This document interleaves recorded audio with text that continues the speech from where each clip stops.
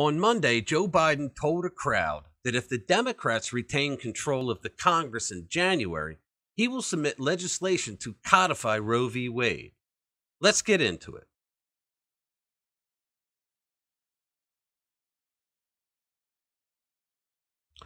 Hello and welcome back to the channel. My name is Rich, and in this episode of RPW Media, we're going to be talking about why the federal government cannot codify abortion the way that the Democrats want to.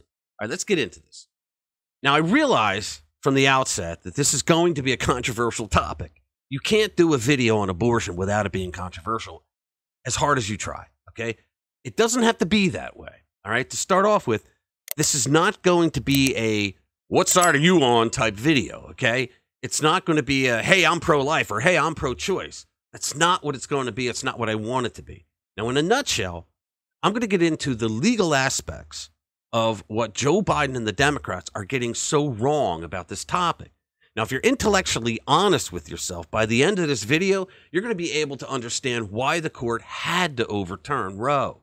And if you stick with me till the end of the video, you will learn a few things that maybe you didn't know. Now, I have to suspect that some of you who are watching this channel already, you know a lot about what I'm about to tell you already, okay? Even though you may learn a few things still, so stick with me on this, all right? Not everybody knows everything. I certainly don't know everything, far from it, okay? I learn things every single day. So my goal here is to try to explain to people the constitutional reason why the current court had to overturn Roe in the Dobbs case, okay? One thing I can promise you is that I'm not going to bullstein you, okay? I'm going to state facts that are easily confirmed, and everything I talk about, I'm going to put a link down in the description below so that you can check them out for yourself. Okay, now I'm going to play this short video where Joe Biden on Monday talked about the Roe case, all right? I want to give it a little watch here so that afterwards I'm going to go over where I believe the Democratic leadership is wrong, and we'll go from there. You know, we're only 22 days away from the most consequential election in our history, in recent history at least. Elections where the choice and the stakes are crystal clear, especially when it comes to the right to choose. And on January 22nd, 1973, I hate to admit this, but I was a freshman, 30-year-old freshman United States Senator. The Supreme Court issued its opinion on Roe v. Wade, establishing a fundamental constitutional right to choose. They didn't. Nearly 50 years later, on June 24th of this year, the court issued the Dobbs decision.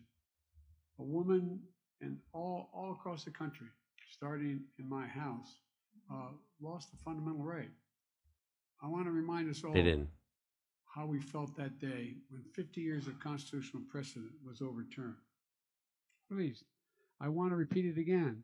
The only sure way to stop these extremist laws that are put in jeopardy. Okay, what he's talking about extremist laws, he's talking about Lindsey Graham. Hey, Lindsey Graham put out a bill. He proposed a bill that would ban abortion in all 50 states. And I'm going to say the same thing to Lindsey. Hey, that the Supreme Court just told you can't do it. Okay, in the same manner that the Supreme Court told the federal government you have no authority whatsoever on abortion. It's a state's issue. Okay, the same thing goes if you try to ban it in all 50 states. You can't ban something you don't have the authority over. Okay, so Lindsey, shut up. Property, women's health and rights is for Congress to pass a law. And I've said before, the court got Roe right nearly 50 years ago, and I believe... No, the court made a mockery of our constitutional system 49 years ago. I believe Congress should codify Roe once and for all. You can't, Joe. The moron. Right now, we're short a handful of votes. If you care about the right to choose, then you got to vote. That's why in these voting does not supersede the Constitution, Joe. That's what the court just told you. Term elections are so critical to elect more Democratic senators to the United States Senate and more Democrats to keep control of the House of Representatives. Look, I can understand Biden out on the campaign stump, and he's trying to push for Democrats to get elected. I don't think it's going to help, but he's trying to do his thing to help his party. I get that. but he's lying to you. Okay. Sure. And folks, if we do that, here's the promise I make to you and the American people. Here it comes. The first bill that I will send to the Congress will be to codify Roe v. Wade. And when Congress passes it, I'll sign it in January, 50 years after Roe was first decided the law of the land. Well, first of all, Joe, I don't think the Democrats are going to be in charge of the House, but, God willing. Okay, so you just heard Joe Biden say, ready, that on January 22nd, 1973, the Supreme Court issued a fundamental constitutional right to abortion. Now, first things first, all right? Can we just agree the Supreme Court does not have the power to issue a fundamental constitutional right, or any rights at all for that matter? I would love for one politician, not two or three, just one, to please point out to me where in the U.S. Constitution it gives the Supreme Court the power to create any rights for anyone or anything. The problem is that a lot of people have been conditioned to think that something they like, something that they agree with, that they think it makes sense, it's really cool, and they heard an authority from government tell them that it's legal, that it's automatically a right. I hate to burst your bubble, but it's not. The concept of a right is a serious thing. Sorry, no court in the land has the authority to create rights. And there's a reason for this. There's a reason why our founders said in the Declaration that rights are endowed upon us by our Creator. If a government is powerful enough to give you a right, they're powerful enough to take them away. All right? When you're born with certain inalienable rights, the government can't take them away. All right? Now, the problem for the pro-choicers here is that there never was a right to abortion. Now, please understand, I'm not saying that to trigger you or to piss you off. And believe it or not, contrary to what you've been told by the abortion industry, the Supreme Court did not overturn Roe as a personal attack on you. It didn't. It doesn't even know you. Okay? The Supreme Court overruled Roe not to trigger or anger you, but it's because this court, unlike past courts, okay, believes in the Constitution and our constitutional system of law. And we'll get to that. All right? But here is a fact that you just have to come to grips with. Once you do, you'll be able to understand the facts behind why Roe was overturned in the Dobbs case. I'm not saying you got to like it. You're probably still going to hate it. But once you understand what I'm about to say, you will be able to get why it happened and that it wasn't personal to you. Okay? The 1973 court lied. That's it. They lied. They lied when they said that they found a right to abortion in the U.S. Constitution. All right? In the Constitution, there are 18 enumerated powers that go to the federal government. Now, a lot of people hear the word enumerated. They don't know what it means. It means numbered or listed. It's in a list, okay? And if something is listed, it means it's inside the list. If it's outside the list, it's obviously not on the list, so it doesn't matter. It's not a part of that list. Does that make sense? Okay, it sounds stupid, but does it make sense? So the enumerated powers are the powers that the Constitution says belong to the federal government.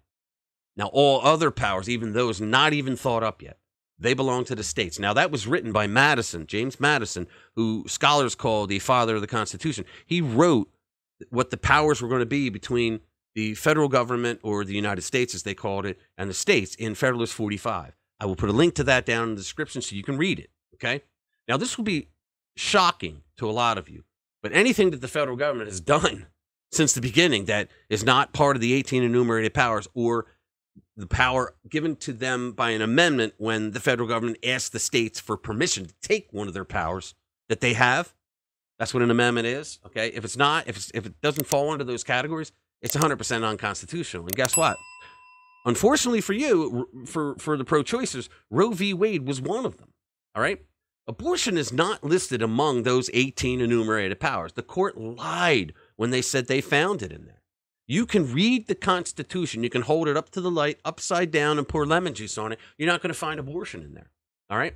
So the Supreme Court in the Dobbs case ruled that Roe was a judicial mistake. All right, it's basically what they said. It was a politicized case in 1973 by a politicized court that rendered a politicized ruling. Now, I understand the pro-choicers are going to be angry and upset, because they feel that something was taken away from them that they had a right to. I understand that, okay, because you were lied to. You were told you had a right, and the abortion industry reinforced that every minute of every day for 49 years, okay? So it was ingrained into you. Many of you were born into the lie. You were born and you were told the lie from the time you were little, okay? It was a lie. I'm sorry, a lie's a lie. There's no expiration date on a lie. But the fact of the matter is that there was never a right to abortion because the federal government can't do that. That's what the Supreme Court told the federal government. You don't have the right to do it, okay? Roe was so politicized, okay, by the abortion industry that past courts acted like cowards, all right? They refused to deal with abortion. They refused to deal with the Roe case like a Supreme Court should have.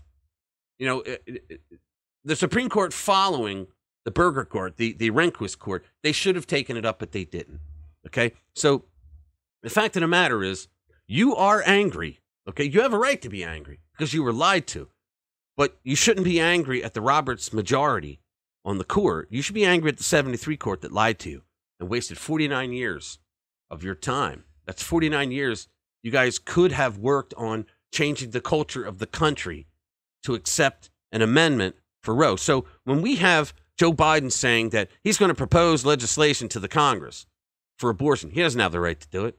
And if the Congress votes on it and they pass it, they don't have the right to do it. They don't have the right to do it. It's that simple. Okay? The Supreme Court will come back and go, hey, dum-dums, we just told you you do not have any authority on abortion. What are you doing? I mean, it's really this simple, okay? It should have been handled 49 years ago. It wasn't. Be mad at the right people. Don't be mad at this court for fixing something that was broken, all right? So Joe Biden could go on and call them extremist law. I'm going to tell you something. To create a law out of thin air with no power behind it, that is extremist. All right, okay, that's it. Thank you. We will see you in the next one.